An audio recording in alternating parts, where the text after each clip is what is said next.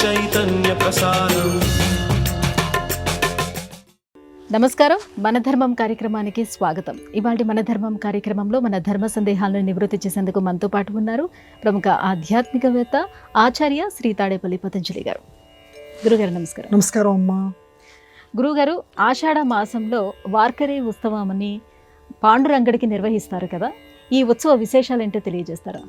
విఠల విఠల పాండురంగ విఠల విఠల అని చెప్పి ఈరోజు కూడా భక్త శిఖామణులందరూ ఆ స్వామివారి పేరును తలుచుకొని పరవశిస్తూ ఉంటారు.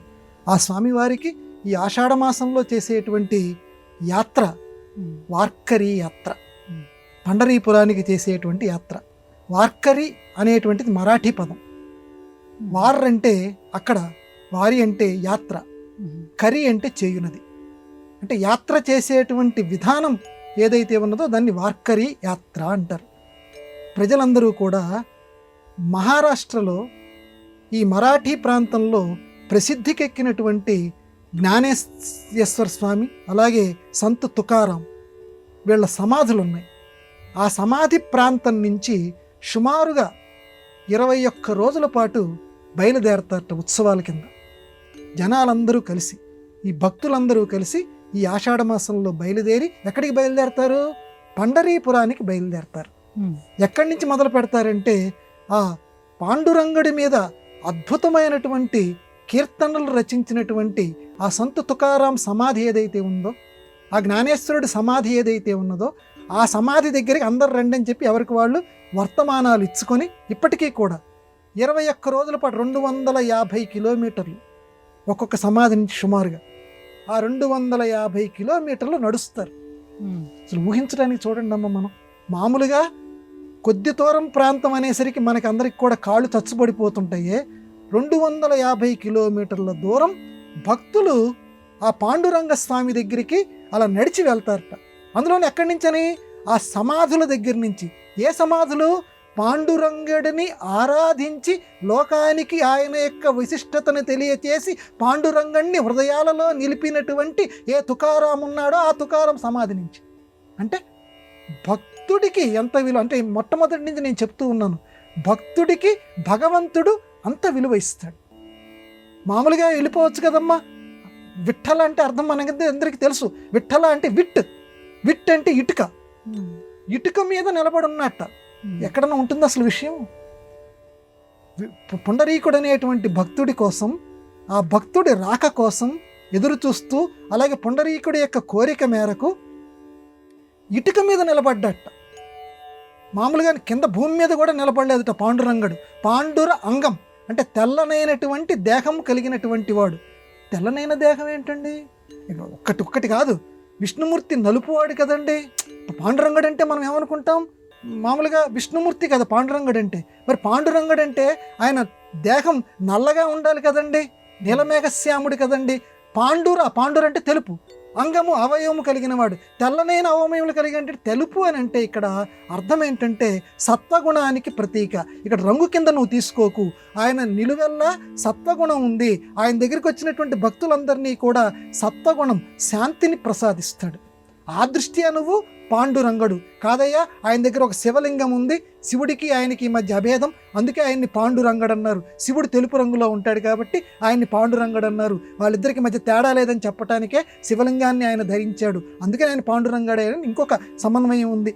మొత్తానికి ఆ పాండురంగడి కోసం చేసేటువంటి భక్తజనాలు చేసేటువంటి యాత్ర వార్కరీ యాత్ర. ఇది ఈ ఆషాఢ మాసం యొక్క ప్రత్యేకత.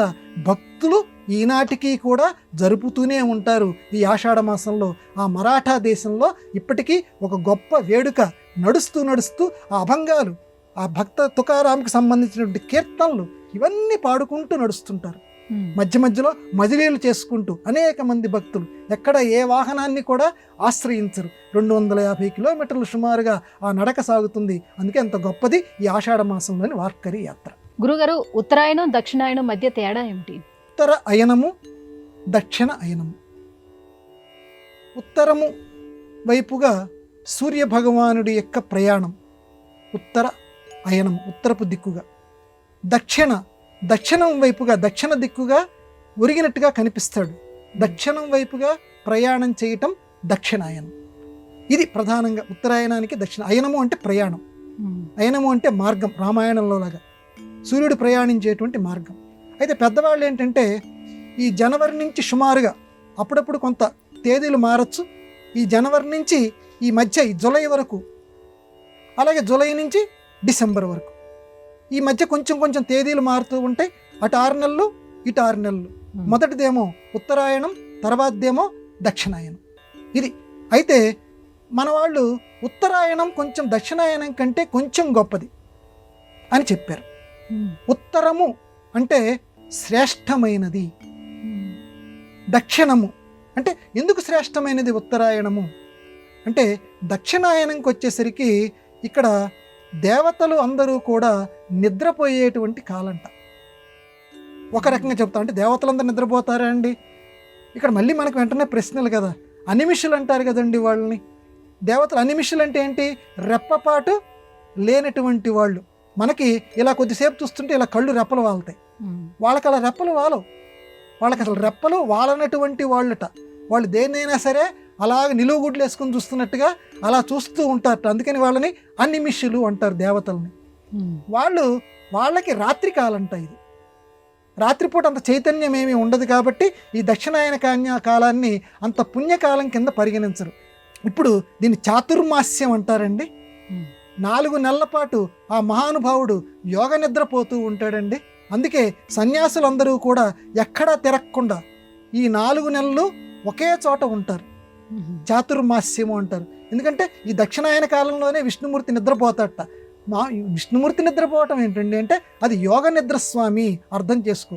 యోగ నిద్ర అంటే తన యందు తాను చూస్తూ ఉంటాడు. ఆయన కడుపులో ఉన్నాయి కదా లోకాలన్నీ కూడా, కాబట్టి ఆయన కళ్ళు మూసుకొని ఉంటాడు. యోగ నిద్ర అది. అంతేగాని మనం మామూలుగా మనం పడుకునేటువంటి నిద్ర కాదు. ఆ రకంగా సమన్వయించు. ఎందుకంటే మనకు వచ్చిన చిక్కు ఏంటంటే ప్రతిదీ కూడా మనం మానవీయ ధర్మాలు, మన ధర్మాన్ని, మానవుడికి సంబంధించిన ధర్మాన్ని దేవుడికి ఆపాదించి మనం చూస్తూ ఉంటాం. మన సంస్కారాలు, మన సంప్రదాయాలు, మన ధర్మాలు అన్నీ కూడా ప్రతీకాత్మకాలు. ఆ రకమైన దృష్టితోటి మనం చూడాలి. అందువల్ల దక్షిణాయనం ఉత్తరాయణం కంటే కొంచెం తక్కువ. ఇది పితృదేవతలకి ఆనందం కొలిపేటువంటి కాలం. పితృదేవతల యొక్క విశేష ఆరాధన ఈ దక్షిణాయన కాలంలో జరుగుతుంది. కానీ ఉత్తరాయణ కాలంలో మాత్రం విశేషమైనటువంటి పుణ్యం కలిగించేటువంటి కాలం. అందుకే భీష్మ పితామహుడంతటి వాడు దక్షిణాయన కాలంలో ఈ లోకం నుంచి సెలవు తీసుకోకుండా ఆయనకి తన తండ్రి గారు శంతన మహారాజు గారు స్వచ్ఛంద మరణం ఇచ్చాడు. అంటే ఎప్పుడు కావాలంటే అప్పుడు మరణించేటువంటి అద్భుతమైన వరం ఇచ్చాడు. ఆయన కావాలనుకుంటే దక్షిణాయన కాలంలోనే చనిపోవచ్చు. దక్షిణాయన కాలంలో చనిపోకుండా ఉత్తరాయణ పుణ్యకాలం వచ్చేంత వరకు వేచి ఉండి అది పుణ్యకాలం కింద భావించి ఉత్తరాయణంలోనే ఆయన దేహాన్ని చాలించాడు. కాబట్టి ఉత్తరాయణం చాలా గొప్పది. అది ఎలాగంటే ఇదిగో భీష్ముడు నిరూపించాడు. కాబట్టి దక్షిణాయనం కంటే కూడా ఉత్తరాయణం చాలా గొప్పది. కాకపోతే దక్షిణాయనాన్ని మనం తీసిపాడేయక్కర్లేదు. ఇది కూడా దీక్షా సమయము, దేవతల్లాంటి పితృదేవతల్ని బాగా ఆరాధించేటువంటి సమయం. గురుగారు, గోపద్మ వ్రతం అని ఆషాఢ మాసంలోనే వస్తుంది కదా, ఈ వ్రతం యొక్క విశిష్టత ఏంటో తెలియజేస్తారా? మన తెలుగు సంప్రదాయాల్లో అనేక రకాల వ్రతాలు, విభిన్నమైనటువంటి వ్రతాలు ఉన్నాయి.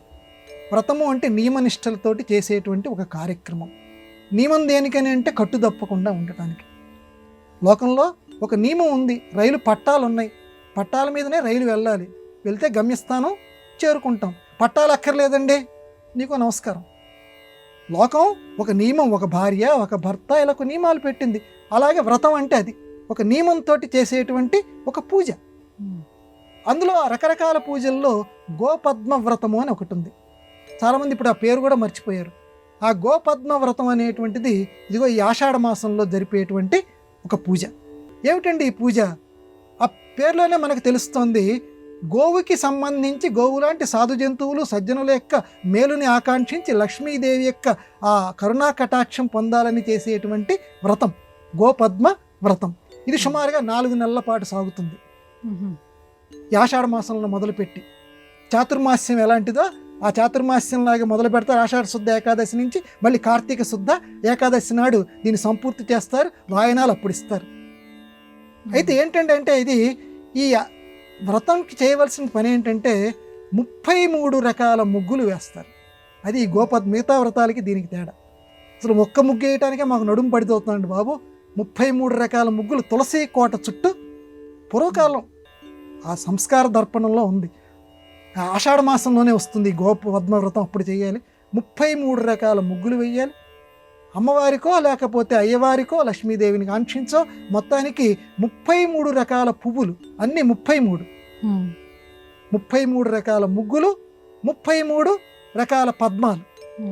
ఆ పద్మాలతోటి పువ్వులు, ఇప్పుడు పద్మాలన్నీ మేము అక్కడక్కడ తీసుకురాగలం అంటే 33 రకాల పువ్వులు, 33 రకాల పువ్వులతోటి అమ్మవారి యొక్క లేకపోతే అయ్యవారి యొక్క ఆరాధన ఈ వ్రతంలో మనం చేస్తారు. అట్లాగే ఈ వ్రతానికి సంబంధించి నియమనిష్టతో ఉంటారు. కనీసం ఆదివారాలు, ఎందుకంటే చెప్పాను కదా 4 నెలల కార్యక్రమం ఇది. ఈ 4 నెలల కార్యక్రమంలో మిగతా రోజుల్లో చేసినా చేయకపోయినా ఆదివారము, మంగళవారము, శుక్రవారము ఈ 3 రోజుల్లో ఈ ఆషాఢ మాసంలో మిగతా మాసాల్లో నిష్టగా ఆ తులసి కోట చుట్టూ మిగతా అన్ని రోజుల్లో వేసినా వేయకపోయినా చేస్తూ నేను గోపద్మ వ్రతం చేస్తున్నానని చెప్పి మొదలుపెట్టి దానికి సంబంధించినటువంటి విధి నియమాలు ఉన్నాయి. ఈ రకంగా చేసి దీనికి ఉద్వాసన కార్తీక మాసం శుద్ధ ఏకాదశి నాడు చేస్తారు ఈ గోపద్మ వ్రతం. అది ఇప్పుడు దాదాపుగా దాన్ని చేయలేక ఇందాక నేను మొదట్లోనే విన్నవించుకున్నట్లుగా ఒక్క రకం ముగ్గేయటానికే చాలామంది ఇబ్బంది పడుతున్నారు. కాబట్టి నెమ్మదిగా, ఎందుకంటే మన వాళ్ళందరూ కూడా సులభాహ పురుషారాజన్, సులభమైన మార్గాన్ని మన వాళ్ళందరూ ఎంచుకుంటారు. కాబట్టి ఇది నెమ్మదిగా అస్తమించింది. కానీ చేసుకున్న వారికి చేసుకున్నంత మహదేవ. ఆచరించే వాళ్ళు ఎక్కడో ఉంటారు, లేకపోరు. అందుకే దాని ధర్మశాస్త్రాల్లో కూడా దాన్ని లిఖించారు. మొత్తానికి దాని పేరు తలుచుకున్నాం, దాని ఫలితం కొంతైనా మనందరికీ లభించుగాక. గురుగారు, అరిషడ్ వర్గాల్లో మొదటిదైన కామం చెడ్డదని చెప్పినటువంటి మన పెద్దలే పురుషార్థాల్లో కామానికి స్థానం ఇచ్చారు. దీన్ని ఎలా సమన్వయం చేసుకోవాలంటే అరిషడ్ వర్గము అందరికీ తెలిసినటువంటిదే. అరి శత్రువు, షట్ 6, వర్గము సమూహం. 6 రకాల శత్రువుల గుంపు ఉందట. అది ఎక్కడో లేదు, మనలోనే ఉన్నాయి, తెలుసు అందరికీ. అయినా ఒకసారి ప్రస్తావించుకుందాం. కామ, క్రోధ, లోభ, మోహ, మద, మాత్సర్యం. ఈ 6 శత్రువులు ప్రతివాడిలోనూ ఉంటాయిట. ఆ 6 శత్రువులే మనిషిని చంపేస్తాయి, వేరే బయటవాడు ఎవడు చంపద్దు. నీ లోపల ఉన్న ఈ శత్రువులు ఎప్పుడు కాచుకొని కూర్చుంటాయిట. దేన్ని చూస్తే దాని మీద కామం, కోరిక, బస్సుమని లేచిపోతాడు, బుస్సుమని. క్రోధం, అన్నీ నాకే కావాలంటాడు. లోభం, ప్రతి దాని మీద మోహపడిపోతుంటాడు. ఒక్క ఫోన్ సరిపోదు, రెండోది కావాలి, మూడోది కావాలి. ఒక కారు సరిపోదు, నా భార్యకి కారు కావాలి, నా బిడ్డకి కారు కావాలి. మోహం, కామ, క్రోధ, లోభ, మోహం. మదం, కొంచెం 4 డబ్బులు దగ్గర జాగ్రత్త, నాకేంటి. మాత్సర్యం, నాకు లేని మీ దగ్గర ఉంటే, నాకు లేని కొత్త ఫోన్ మీ దగ్గర ఉంటే, అబ్బా నా దగ్గర లేదు మీ దగ్గర ఉందని నాకు ఏడుపు. మదం, మాత్సర్యం, ఇవి ప్రతి మనిషిలోనూ ఉంటాయి. ప్రతి మనిషిలోనూ తిష్ట వేసి కూర్చుంటాయి. అది షడ్వర్గము అంటారు. 6 రకాల శత్రువులు. ఈ 6 రకాల శత్రువుల్లో మొట్టమొదటి ప్లేస్ దేనికి ఇచ్చారంటే కామానికి ఇచ్చారు. మళ్ళీ చూడండి, ఈ కామాన్ని తీసుకెళ్ళి చిట్టచివర పడేయాల, మాత్సర్యాన్ని తీసుకెళ్ళి చిట్టచివర పడేశారు, కామాన్ని తీసుకొచ్చి ఫస్ట్ ప్లేస్లో పెట్టారు. అంటే నాయన, ఈ ఒక్క కామం గనక తీసేస్తే మిగతా అన్నీ కూడా పుట్టుకుని దిగిపోతాయి. గుర్తుపెట్టుకో, ఎంత గొప్ప విషయం చూడండి. ఈ అరిషడ్ వర్గాల్లో ఆ మొట్టమొదటి కామం, స్త్రీని చూస్తే కామం, ఇంకొక వస్తువుని చూస్తే కామం, కోరిక, తట్టుకోలేని కోరికలు, దాన్ని పుట్టుకుని తెంచేయి. ఆ కోరిక అనేదాన్ని తెంచి పడేసాయి, ప్రతి దాని మీద ఇష్టం అనేదాన్ని తెంచేసాయి. మిగతా 5 సెలవు తీసేసుకుంటాయి, నీ దగ్గర ఉండవు. అందుకని ఫస్ట్ ప్లేస్ దానికి ఇచ్చారు. అందుకని కామం వద్దురా బాబు అని చెప్పడానికి అరిషడ్ వర్గాల్లో ఫస్ట్ ప్లేస్ దానికి ఇచ్చి మళ్ళీ కామం కావాలంటున్నారు. ఎంత విరుద్ధమో చూడండి. సనాతన సంప్రదాయంలో మానవుడు సాధించవలసినవి, అక్కడ పురుషుడు అంటే మన సంప్రదాయంలో ఎక్కడొచ్చినా గుర్తుపెట్టుకోండి, మగవాడనే అర్థం కాదు, స్త్రీ అని కూడా అర్థం. ఉద్యోగం పురుష లక్షణం అంటే ఉద్యోగం చేసేది మగవాడు ఒక్కడే అని కాదు. ఉద్యోగం పురుష లక్షణం అంటే పౌరుషం అంటే పురుషుడికి సంబంధించిన జీవుడు అని అర్థం. పురుషుడు అంటే జీవుడు మగవాడు కావచ్చు, స్త్రీమూర్తి కూడా కావచ్చు. కాబట్టి ఉద్యోగం పురుష లక్షణం. ఆ రకంగానే ప్రతి జీవుడు సాధించవలసినవి 4: ధర్మ, అర్థ, కామ, మోక్షం. ఇందులో మళ్ళీ కామానికి తీసుకొచ్చి 3వ ప్లేస్ ఇచ్చారు. కామం కావాలంటున్నాడు, అక్కడేమో కామం తెంచమని చెప్పి శత్రువుల్లో మొట్టమొదటి ప్లేస్ ఇచ్చి ఇక్కడ కామం కావాలంటున్నాడు. ఎటువంటి కామం కావాలి? భగవద్గీత. మళ్ళీ ప్రతిదానికి నమస్కారం. అందుకే కోర్టుల్లో కూడా ఈరోజు భగవద్గీత ప్రమాణం చేస్తారు. ప్రతిదానికి మన సనాతన ధర్మానికి ప్రమాణ గ్రంథం భగవద్గీత. భగవద్గీతలోనే చెప్పాడు కామం ఎందుకు కావాలో. ధర్మావిరుద్ధ భూతానాం కామోస్మి భరతర్షభ. శ్రీకృష్ణ భగవానుడు అర్జునుడికి చెప్పినటువంటి మాట. ధర్మం తప్పనటువంటి మానవుల్లో కామాన్ని నేనేరా. పార్థుడికి చెప్తున్నాడు అర్జునుడికి. ఒక్క భార్యను పెళ్లి చేసుకున్నావు, నీ కోరిక ఉంది, చేసుకో, ధర్మం తప్పకవు. భార్యను చేసుకున్నావు, ధర్మం తప్పని భూతాల్లో మానవుల్లో కామాన్ని నేనే. అదే ధర్మం తప్పావు, ఇంకొకరి మీద కోరిక పడ్డావు, అప్పుడు అధర్మం అది. కాబట్టి ధర్మం తప్పనటువంటి మానవుల్లో కామాన్ని నేనే. కాబట్టి మొట్టమొదటి ధర్మానికి ముడేశాడు. పురుషార్థాల్లో కామాన్ని మొట్టమొదటి పెట్టకుండా ధర్మంతో ముడిపడి ఉండాలి. మిగతా 3 అర్థము, కామము, మోక్షము, ఈ 3 ఉన్నాయి చూడండి. ఈ 3 కూడా ధర్మం గనక తప్పకుండా ఉంటే ఈ 3 నీకు ఫలిస్తాయి, ఈ 3 నిన్ను సక్రమంగా నడిపిస్తాయి. కాబట్టి ధర్మంతో ముడిపెట్టినటువంటి కామం కావాలి, ధర్మాన్ని విడిచిపెట్టినటువంటి కామం మాత్రం వద్దు. కామం కావాలి కానీ ధర్మం తప్పనటువంటి కామం అది నువ్వు అనుసరించని చెప్పి అని చెప్పడానికి పురుషార్థాల్లో ఏమో కామాన్ని పెట్టారు, కావాలని చెప్పారు. సాధించవలసింది పురుషార్థం అంటే ఏంటమ్మా? ప్రతి మానవుడు సాధించవలసినవి 4 ఉన్నాయి. ఆ 4ట్లో 3వది కామం. కానీ ఎప్పుడు ధర్మం తప్పని కామాన్ని సాధించు, ధర్మం తప్పని అర్థాన్ని సాధించు. అర్థం అంటే డబ్బు, సంపాదన, సంపాదించు కానీ ధర్మం తప్పకు. మళ్ళీ దానికి ముడి కామాన్ని కోరుకో, ఒక్క భార్యతో సరిపెట్టుకో, ఎక్కడ పడితే అక్కడికి వెళ్ళకు. ధర్మ కామం, మోక్షం ధర్మంతో ఆచరిస్తూ ఉండి మోక్షాన్ని కోరుకో, మోక్షం నీకు లభిస్తుంది. ఇది అందుకని కామాన్ని ఇక్కడ 3వ ప్లేస్, అక్కడ 1st ప్లేస్. ఇది మన సమన్వయం చేసుకోవాల్సినటువంటి విధానం. గురుగారు, మానవ శరీరానికి అవయవాలు ఉన్న మాదిరిగానే ఆలయానికి కూడా అవయవాలు ఉంటాయని, వాటిని పంచాంగములు అంటారని చెప్తారు. అవి ఏమిటి? అవునమ్మా, ఆలయ ఆగమశాస్త్రం అంటారు. ఆగమశాస్త్రం కూడా మనం చదివి తీరవలసినటువంటిది. దేహానికి ఏ రకమైనటువంటి అవయవాలు ఉన్నాయో ఈ దేవాలయానికి కూడా అవయవాలు ఉన్నాయట. దేవుడి యొక్క గుడికి నాభిస్థానంలో మూల విరాట్ ఉంటాడు. మన శరీరంలో నాభి ఎలా ఉంటుందో ఆ గుడికి మొత్తానికి నాభిస్థానం. నాభి అంటే మనందరికీ తెలుసు, ఎందుకంటే మొత్తం 72,000 నాడులు అక్కడ కొలువై ఉంటాయి. మన పూర్వజన్మ వాసనలన్నీ కూడా ఆ తల్లి పేగు అక్కడి నుంచే కదా మనందరికీ కూడా అక్కడ కొలువై ఉంటాయి. వాసనలన్నీ కూడా అక్కడ బంధించబడి ఉంటాయి. తల్లితోటి ఎప్పుడైతే ఆ బంధం తెగిపోతుందో, బొడ్డు పేగు ఏదైతే ఉందో అది ఎప్పుడైతే ఖండించబడిపోయి ఉంటుందో మనకు అన్ని పూర్వజన్మ వాసనలన్నీ కూడా మన నుంచి విముక్తం అయిపోతాయి. అంటే మనకు తెలియదు, అవి మనలోనే ఉంటాయి. వాటికి సంబంధించిన జ్ఞానం ఏదైతే ఉన్నదో మన దగ్గర నుంచి పోతుంది. పూర్వజన్మలో నేను ఎవరినన్న విషయం తల్లి కడుపులో ఉన్నంత వరకు తెలుస్తుంది, పేగు దించిన తర్వాత కనపడదు. సరే, ఇంతకీ నాభిస్థానం అంత గొప్పది, ఎందుకంటే అక్కడి నుంచే మనకి కడుపులో ఉన్నంతకాలం ఆహారం మనకి లభించింది తల్లి నుంచి. కాబట్టి నాభిస్థానం అంత విలువైంది. అక్కడ మూల విరాట్ ఉంటాడు. ఆ మూల విరాట్ తర్వాత కపోత ప్రదేశం అని ఒకటి ఉంటుంది.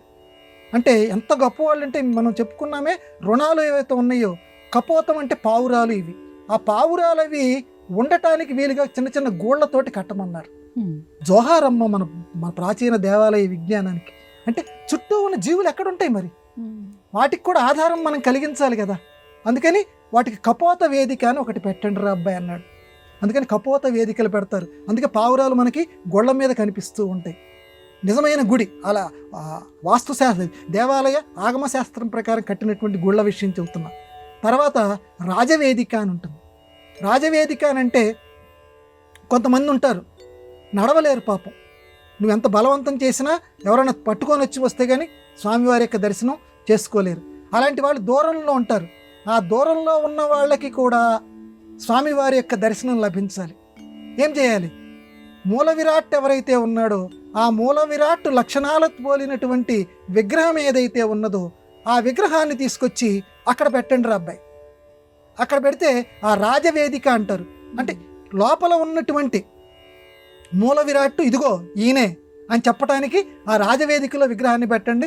ఇక్కడికి రాలేనటువంటి వాళ్ళు, దేవాలయానికి వచ్చేంత తీరిక లేనటువంటి వాళ్ళు పాపం మనందరినీ దృష్టిలో పెట్టుకొని వాళ్ళందరూ దూరం నుంచి చూస్తారు, ఆ లోపల ఉన్న స్వామికి నమస్కారం చేసుకుంటారు. రాజవేదిక.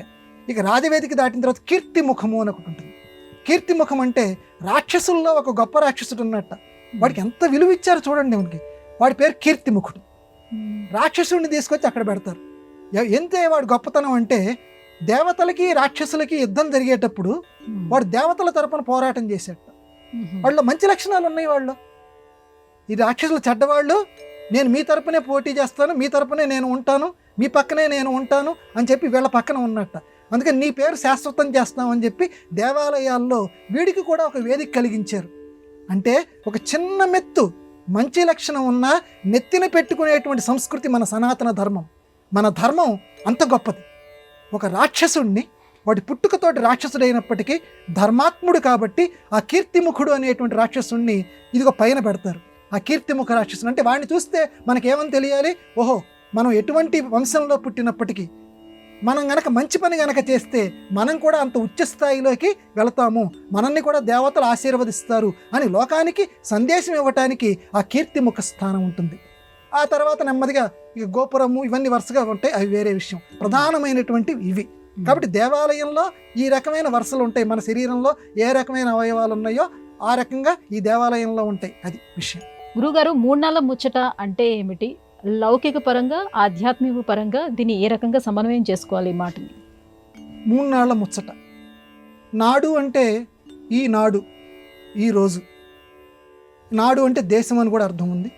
కానీ ఇక్కడ 3 నాళ్ళ ముచ్చట అంటే 3 రోజుల ముచ్చట అని మామూలుగా శబ్దానికి అర్థం. ఈ అర్థము ఉంది. 3 నాళ్ళ ముచ్చట అనేది కలిపి ఒకటే అర్థం కింద ఉంది. 3 నాళ్ళ ముచ్చట అంటే ఏంటంటే వాడు ఎంతో సాధించవలసి ఉంది, కానీ ఒక్క రోజులోనే వాడు చప్పబడిపోయాడు. ఎంతో సాధించవలసింది వాడు సాధించలేకపోయాడు, ఒక్క రోజులోనే వాడు అనగారిపోయాడు. అంటే ఎంతో భవిష్యత్తు ఉన్నటువంటి వాడి జీవితం భవిష్యత్తు అంతా కూడా అంధకార బంధనం అయిపోయింది. 3 నాళ్ళ ముచ్చట కింద మిగిలిపోయింది. కొత్తగా పెళ్లి చేసుకున్నారు, ఎంతో చక్కటి జీవితాన్ని గడపాలి, వాడు చనిపోయాడు. ఆ అమ్మాయి జీవితం 3 నాళ్ళ ముచ్చటయింది. లేకపోతే భార్య చనిపోయింది, వీడి జీవితం 3 నాళ్ళ ముచ్చట. అంటే ఇక్కడ 3 నాళ్ళు అంటే ఇక్కడ శబ్దార్థం తీసుకోవద్దు. అంటే ఎంతో ఉజ్వలమైన ఎన్నో రోజులు ఎన్నో సంవత్సరాలు గడవలసినటువంటి జీవితం కొద్ది రోజుల్లోనే తన కాంతిని కోల్పోతే అది 3 నాళ్ళ ముచ్చట. ఇది ఒక అర్థం. ఇక రెండవ అర్థం ఏంటంటే పూర్వకాలంలో అంటే ఇప్పటికీ కొంతమంది ఆచరిస్తున్నారు, పెళ్ళయిన తర్వాత అత్తగారింటికి 3 రోజులు వచ్చేవారు. 3 నాళ్ళ ముచ్చట. ఆ 3 రోజుల్లోనే కాపురం చేసే కళ కాలి గోళ్ళల్లో తెలిసిపోతుందని పెళ్లి కూతురుని చూసి ఎలా తెలుసుకుంటారంటే కాలి గోళ్ళు పెంచితే ఎలా పెంచుతుందని చూసేవారట పూర్వకాలం. ఇప్పుడు కదలేండి. అంటే ఆ కాలి గోళ్ళు గనక సరిగ్గా గనక కట్ చేసుకుంటుందా లేదా, సరిగ్గా గనక కట్ చేసుకొని మంచి చక్కగా గనక ఉంటే ఈ అమ్మాయి కాపురం కూడా అంత చక్కగా ఉంటుంది. లేదా అడ్డదిడ్డంగా ఎలా పెరిగితే అలా గోళ్ళని పెంచిందనుకోండి, ఈ అమ్మాయి కాపురం కూడా అలాగే చేస్తుంది అని అర్థం తెలిసేటట్టుగా ఆ కాపురం చేసే కళ కాలి గోళ్ళల్లోనే తెలిసిపోతుంది అని. అంటే మన తెలుగువాడికి అందుకే నమస్కారం అమ్మ, పూర్వకాలంలో అలా చెప్పేవారు. ఆ రకంగానే 3 రోజుల్లోనే అల్లుడి గారిని టెస్ట్ చేసేవారు. అంటే భవిష్యత్ అంతా ఇక ఉంటుంది కదా, ఓ వీడు ఎటువంటి వాడు, మనం పెట్టేది తింటున్నాడా, సరిగ్గా ఉంటున్నాడా, లేకపోతే అజమాయిషీ చేసే తత్వం వీళ్ళలో ఉందా, ఇంకా విపరీతమైన కోరికలు ఏమైనా కోరుతున్నాడా, ఇట్లాంటివన్నీ కూడా ఆ 3 నాళ్ళల్లోనే చేసేవారు. వాడు అత్తగారు వీళ్ళందరూ కూడా పరీక్ష పెట్టేవారు పూర్వకాలంలో. ఆ 3 నాళ్ళల్లో చేస్తే వీడు కొంచెం మంచివాడు అనిపిస్తే వాడిని మంచి ఖాతాలో ఉంచేసేవారు, వాడు అడగకపోయినా భవిష్యత్ కాలంలో మంచి చేసేవారు. ఈ 3 నాళ్ళల్లోనే వాడి యొక్క ఆధిపత్యం చూపించాలని చూశాడు అనుకోండి, ఇక వాడి బతుకు ఆ 3 రోజులతోటి సరి. దాన్ని 3 నాళ్ళ ముచ్చట అంటారు. ఇక వాడికి ఏవైతే లభించాల్సి ఉన్నాయో, గొప్ప గొప్ప ఏవైతే లభించాల్సి ఉన్నాయో వాటన్నిటికీ ఫుల్ స్టాప్ పెట్టేవారు, విరామ చిహ్నం పెట్టేసేవారు. ఈ 3 రోజులు చాలే నీ బతుక్కి, ఈ 3 నాళ్ళ ముచ్చట చాలే అనేవారు. కాబట్టి ఆ 3 రోజుల్లో అల్లుడిని పరీక్ష పెట్టడానికి 3 నాళ్ళ ముచ్చట అనేటువంటి జాతీయం తెలుగులో ఏర్పడింది. ఇది లౌకికం, ఇందాక నేను చెప్పింది కొంత పారమార్థికం. గురుగారు, ఇవాళ మన ధర్మం కార్యక్రమంలో మాకు వచ్చినటువంటి ఈ ధర్మ సందేహాలన్నీ కూడా నివృత్తి చేసినందుకు ధన్యవాదాలండి. నమస్కారం అమ్మా. ఇది ఇవాళ మన ధర్మం కార్యక్రమం. రేపటి మన ధర్మం కార్యక్రమంలో మళ్ళీ కలుసుకుందాం. నమస్కారం. ఈ కార్యక్రమాన్ని తిరిగి చూడాలనుకుంటే www.youtube.com/@ETV Life Spiritual లో చూడవచ్చు.